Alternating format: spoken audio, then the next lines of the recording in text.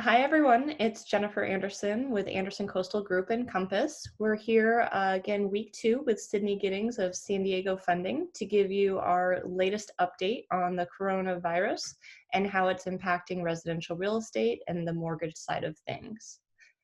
To start us off, I wanted to give you a quick update from this week. On Saturday evening, CAR, the California Association of Realtors, sent out a notice that real estate is now officially deemed essential business. But this does not mean that we will be doing business as usual. There are still some restrictions in place. The focus is not to have open houses, and showings are, pushed to be done virtually. With homes that are vacant and have been unoccupied, there may be some other ways around this, but it's definitely switching into a little bit more of a digital world for us. Next up, as far as updates go, in our last meeting, we were talking about revisions that are coming to the coronavirus addendum, and the state has already made some updates from last week.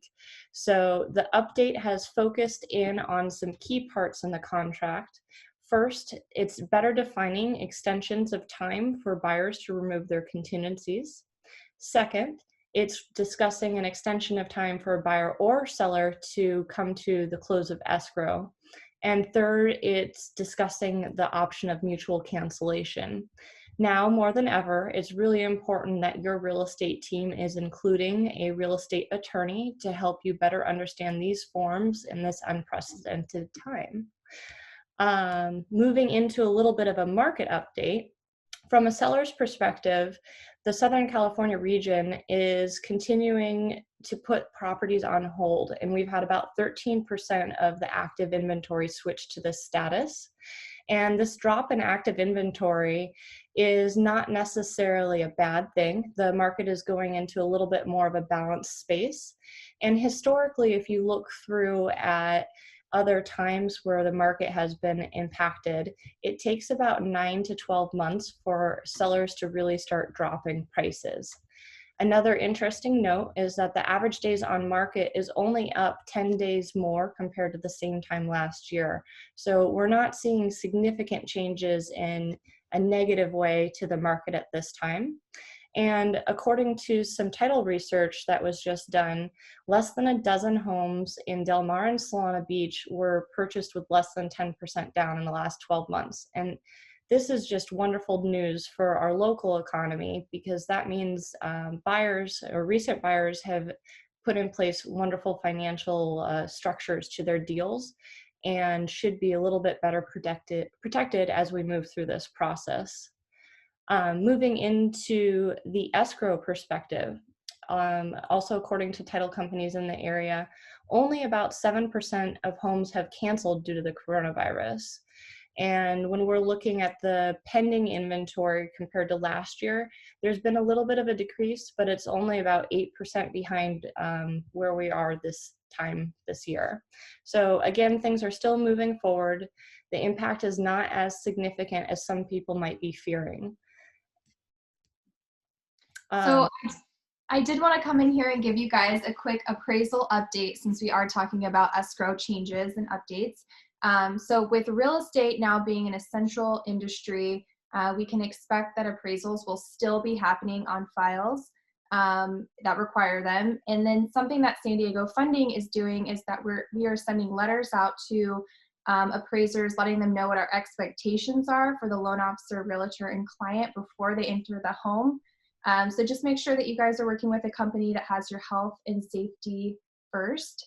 And then also Jennifer and I can go over these safety precautions with you over the phone, with the appraiser as well before, just to make sure we're all on the same page. And then Jennifer, I had a question for you. Do you have any buyers that are requesting virtual tours right now? we are, but it's just everything's holding a little bit more so. So the people that have to move due to work or just it's in their schedule that it can't change, those Mhm. people are still active in the marketplace, but the people that were going from more of a discretionary purchase have elected to pause at least this week and this past week. And as we get more information in the coming weeks, I anticipate that changing as well. Okay. And then what about a buyer's perspective on the market right now? So some people are out there from an investor standpoint and they're trying to see if sellers are desperate. So we've had some phone calls just to feel out how low the seller might be willing to review an offer at. And our sellers have not been, entertaining those conversations. And the people, like I mentioned before, that do need to be purchasing at this time are still looking through that inventory. As we talked about last week with the withdrawn status, now more than ever leaning on your agent to be able to look at that decreased inventory that's pulled off in this past week is really an important way to keep looking for the houses if you do need to be moving at this time. Yeah. And then for those buyers out there that are still willing to purchase right now, a lot of lenders are tightening up their credit requirements and reserves. The minimum FICO for VA and FHA right now is 640. So that's the lowest that we will go.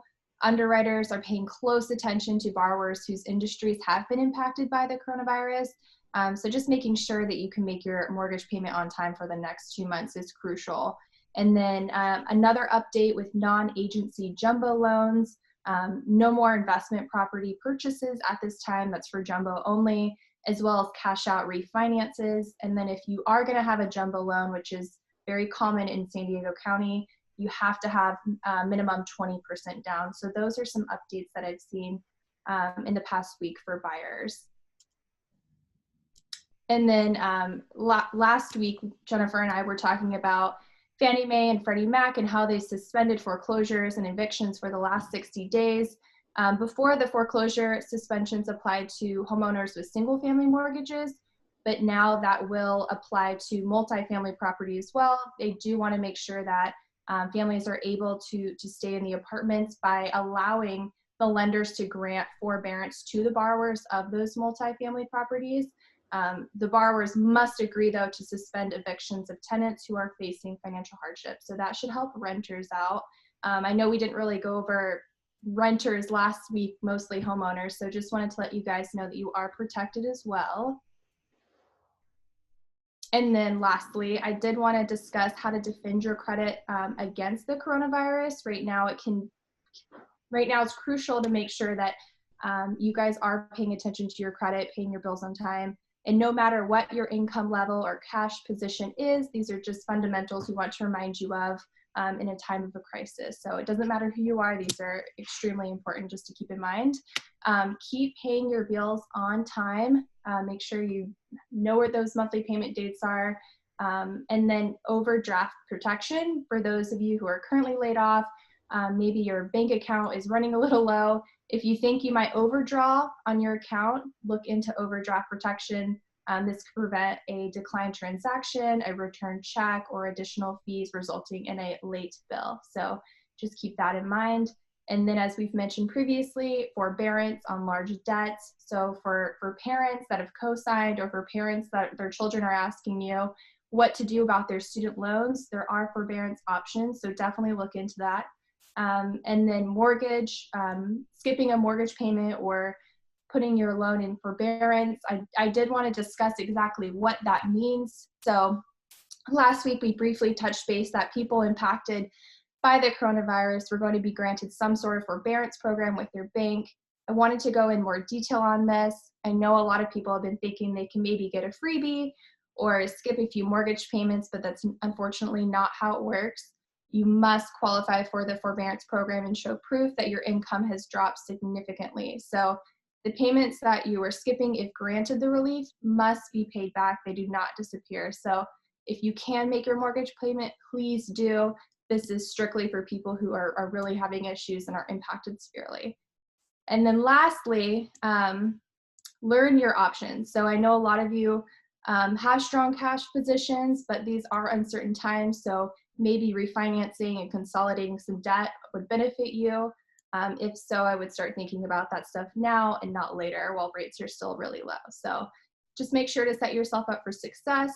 Missing credit card payments will impact your credit and will impact you purchasing in the future. So just keep that in mind. And then lastly, stay ahead of these issues and lean on Jennifer and I with any questions or concerns you may have. We are working around the clock and are ready to help guide you guys. Yes. So until next week, we will be collecting more information on both of our industries and here to keep you informed. But as Sydney said, please don't hesitate to reach out with any questions, comments, or concerns. Thanks.